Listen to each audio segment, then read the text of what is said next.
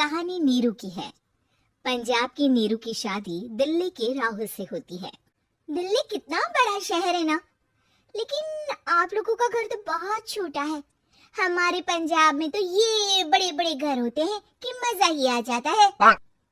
कोई बात नहीं नीरू, मैं भी तुम्हारे लिए बहुत बड़ा मकान बनाऊंगा बहुत जल्दी।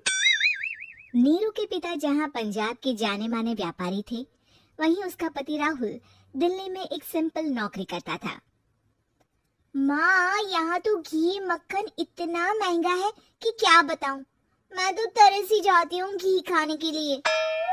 नीरू की माँ को ये सुनकर बहुत दुख होता है।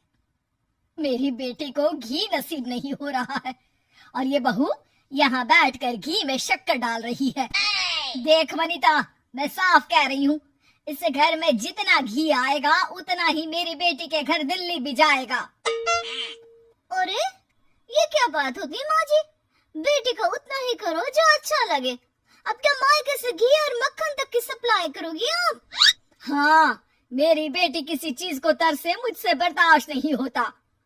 अब क्या था, नीरू के मायके में 2 किलो घी आता तो 2 किलो दिल्ली जाता नीरू के पास। एक दिन, माँ बड़ी गर्मी पड़ती है दिल्ली में।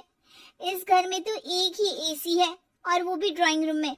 सारा परिवार एक ही कमरे में सोता है। अब बेटा, वो तो हर घर की कहानी है, यहाँ भी एक ही एसी है।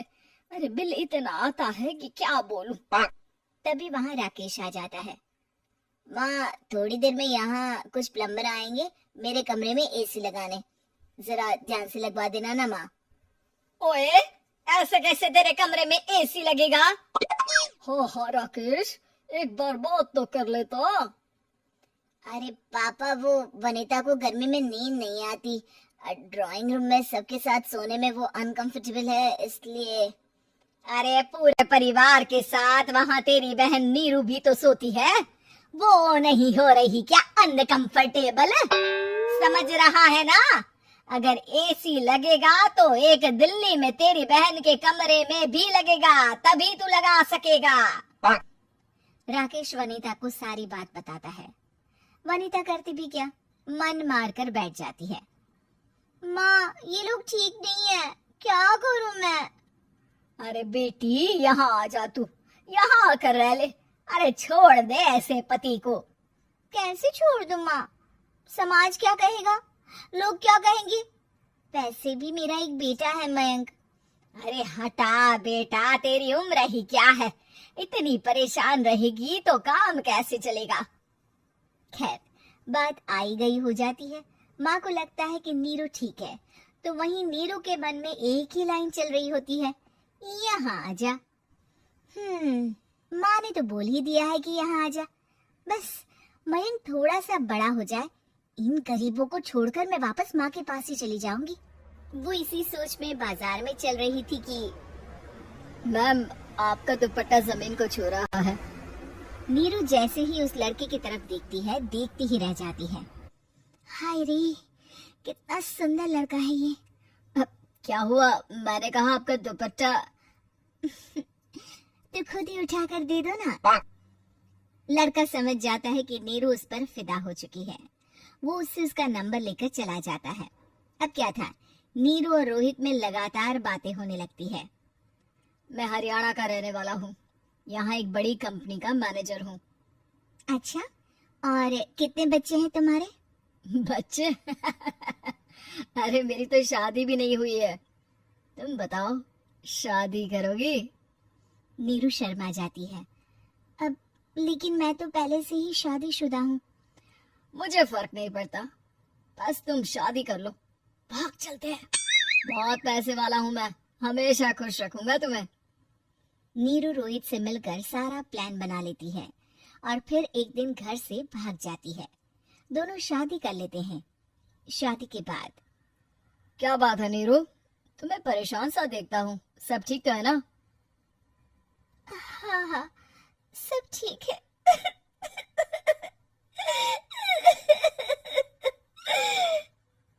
ये कहते कहते ही वो रोने लगती है। अरे क्या हो गया, रो क्यों रही हो? मैंने तुमसे एक बात छुपाई है और वही बात अब मुझे परेशान कर रही है। रोहित, मेरा एक बेटा भी है, उसका नाम मयंक है। क्या बात कर रही हो? ये तुमने मुझे पहले क्यों नहीं बताया? देखो नीरू, मेरी माँ को मैंने ये नहीं बताया है कि तुम शादीशुदा हो। बच्चा मैं मैनेज नहीं कर पाऊंगा। नीरू को समझ में नहीं आता कि वो क्या करे। तुम उस बच्चे को अपनी माँ को क्यों नहीं दे देती? नीरू चुपके से माँ को फोन करती है। माँ, क्या मयंक को तुम रख सकती हो? बेटा, मैं राकेश के साथ बात करती हूँ। आखिर घर का बेटा वही है, जो वो बोलेगा। वैसे भी बेटा, तूने जो किया है ना, उसके बाद से पूरा घर तेरी बुराई कर रहा है। मैं भी अब किसी से तेरे लिए लड़ नहीं सकती। राकेश बेटा, नीरू ने तो जो किया बहुत ही बुरा किया, लेकिन मैं सोच रही थी कि क्यों ना मयंक को हम यहाँ ले आए। तभी वनीता बोल पड़ती है। वाह जी, ऐसे कैसे यहाँ ले आए? यहाँ क्या भंडारा भरा है? और जिस बच्चे की माँ ने नहीं सोचा, उसके लिए हम क्यों सोचे? नीरू को एक बार तो अपने बच्चे के बारे में सोचना चाहिए था ना। अरे लेकिन तेरे पास भी तो लड़का नहीं है ना वनीता? माँ, वनीता ठीक बोल रही है। कल को वो बड़ा होकर इसी घर का हिस्सा मांगेगा तो हम क्या करेंगे? माँ कहती भी तो क्या, वो चुप रह जाती है। वही नीरू का पहला पति कहता है। माँ, अगर आज भी वो वापस आ जाए तो मैं उसे माफ कर दूंगा। बेटा, गरीबी चीज ही ऐसी है, क्या करेगा? तू तो अब मयंक का सोच। वो बेचारा तो बिना माँ का हो गया। मयंक के खातिर तू दूसरी शादी कर ले बेटा। लोगों के लाख समझाने के बाद नीरू के पहले पति की शादी रिद्धि से हो जाती है, जिसके पहले पति से 2 बच्चे होते हैं। देखो जी, मैंने शादी सिर्फ बच्चे के खातिर की है। मैंने भी शादी सिर्फ बच्चों के खातिर की है। वहीं नीरू के दूसरे पति के मन में ये बात घर कर जाती है कि नीरू एक मासूम बच्चे को उसके खातिर छोड़ कर आई है। अब देखो नीरू, मुझे लगता है कि जो औरत अपनी कोख का बच्चा छोड़ सकती है, वो तो कुछ भी कर सकती है। कल को तुम्हें मुझसे अच्छा कोई मिल गया तो तुम तो मुझे भी बाय बाय कर दोगी ना। नीरू को अब उसका दूसरा पति ताने देना शुरू कर देता है। तंग आकर नीरू उसके यहाँ से भागकर अपने पहले पति के पास चली जाती है, लेकिन ससुराल में क्या लेने आई है नीरू, मयंक को? नहीं नहीं सासू माँ, मुझसे गलती हो गई, मुझे माफ कर दीजिए। नीरू, अब वक्त खत्म हो गया है, मेरी शादी हो चुकी है। तो छोड़ दो ना उसे, हमारा बच्चा है। मैं आपको अपनी माँ नहीं मानता, मेरी नहीं मान तो बात अच्छी है। नीरू मयंक की बात सुनकर समझ जाती है कि उसके पास अब न आसमान रहा, ना ही जमीन।